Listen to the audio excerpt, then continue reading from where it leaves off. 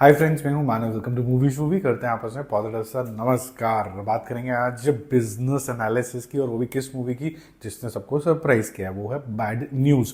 इससे पहले good news आई थी जिसके अंदर दिलजीत पाजी थे, अक्षय कुमार थे, करीना थी, कियारा आडवाणी थी। और कियारा आडवाणी तो कहते हैं आजकल जिस भी मूवी में आ जाती है ना वो हिट ही हो जाती है। 70 करोड़ में मूवी बनी थी और 318 करोड़ का वर्ल्ड वाइड बिजनेस किया था, जिसके अंदर प्रिंसिपल जो पैसे लगे थे वो धर्मा प्रोडक्शन के, जी के और केप ऑफ गुड फिल्म यानी अक्षय कुमार के खुद के पैसे लगे हुए थे। और वो साल जो था वो काफ़ी चमकीला साल था, मैं कह सकता हूँ 2019 का, जस्ट बिफोर कोरोना, जब अक्षय कुमार की 3 फिल्में back to back 200 crore cross कर गई थी। मिशन मंगल, हाउसफुल 4 और उसके बाद पहले गुड न्यूज़। तो क्या ये गुड न्यूज़ जो है उसका आशीर्वाद बना रहेगा, क्योंकि ये कहीं ना कहीं स्पिरिचुअल सीक्वल तो है, डायरेक्ट सीक्वल नहीं है। ये रिवॉल्व करती है एक अजीब सी कंडीशन के अंदर, जहाँ पर जो मदर है वो कंसीव कर जाती है 2 फादर से। अब वो कैसे होता है, क्या होता है, वो तो आप मूवी के अंदर देखना। बट ये जो हेट्रोपेटर्नल सुपर फी कंडीशन, इसको इस तरीके से बोला जाता है, और ये जो कंडीशन है ये काफ़ी ज़्यादा रेयर होती है। हर एक के साथ ऐसा सिचुएशन भी नहीं बनती और ना ही होता है। तो उसमें मदर के ऊपर क्या इम्पैक्ट पड़ता है और इमोशनली लोगों के ऊपर क्या इम्पैक्ट पड़ता है, वो देखने वाली बात होती है। मूवी के अंदर भी उसको अच्छे तरीके से दिखाया गया है, और दोनों साइड, चाहे वो मेल साइड हो फीमेल साइड को, दोनों को इक्वल इंपॉर्टेंस दी गई है डायरेक्टर आनंद तिवारी द्वारा। तो अब इसके जो प्रोड्यूसर हैं उसके नाम आनंद तिवारी के भी पैसे लगे हुए हैं। किस रेशो में लगे हैं उसके ऊपर बात करेंगे। अमेजोन ने पैसे लगाए हैं, करण जौहर ने पैसे लगाए हैं, बट मेन हाईलाइट जो है वो विकी कौशल है।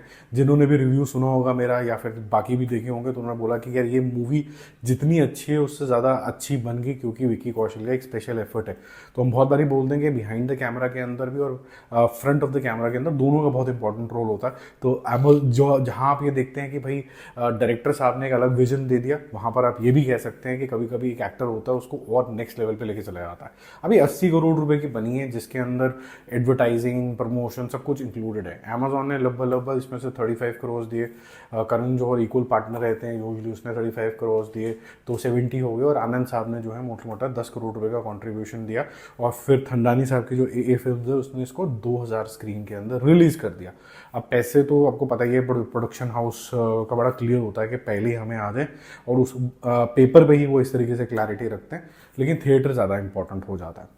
तो पहला जो पैसा आता है वो जनरली आता है म्यूज़िक कंपनी से, और पहला फोकस यही रहता है कि इसके अंदर गाने कितने ज़्यादा ज़बरदस्त होने वाले, और इसके गाने तो वायरल लेवल थे। लेकिन जो डील्स होती हैं वो पहले हो जाते हैं। कम से कम 15 करोड़ रुपए की डील सारेगामा से करी होगी इन्होंने, वो 15 करोड़ वहाँ से आए होंगे। अमेजॉन ने एक नोशनल प्राइस 25 करोड़ रुपीज़ का दिया होगा। तो यूजली इस तरीके के फिल्म के रखते हैं 25 to 40 करोड़ रुपीज़। मैंने यहाँ पर 25 के हिसाब से कैलकुलेशन करी है।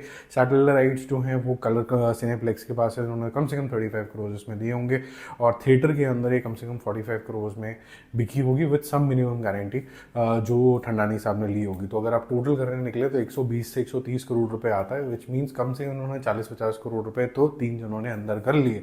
लेकिन अगर रेशो की बात करें, क्योंकि जैसे जैसे पैसा लगा है, तो 17.5 करोड़ से 20 करोड़ रुपीज़ के आसपास अमेजॉन और जो करण जौहर की कंपनी है धर्मा प्रोडक्शन, उन्होंने अंदर कर लिए होंगे। और 5 से 7 करोड़ रुपए के आसपास जो है डायरेक्टर साहब को भी चांस मिला होगा अंदर करने के लिए अपने जेब के अंदर। और जो दूसरा एलिमेंट है मिनिमम गारंटी का, वो ये प्रॉमिस करता है कि बियॉन्ड द पॉइंट आपकी प्रॉफिट शेयरिंग जो है वो वापस प्रोडक्शन हाउस के पास जाएगी, क्योंकि ये बहुत ज़्यादा महंगी पिक्चर नहीं बिकी है।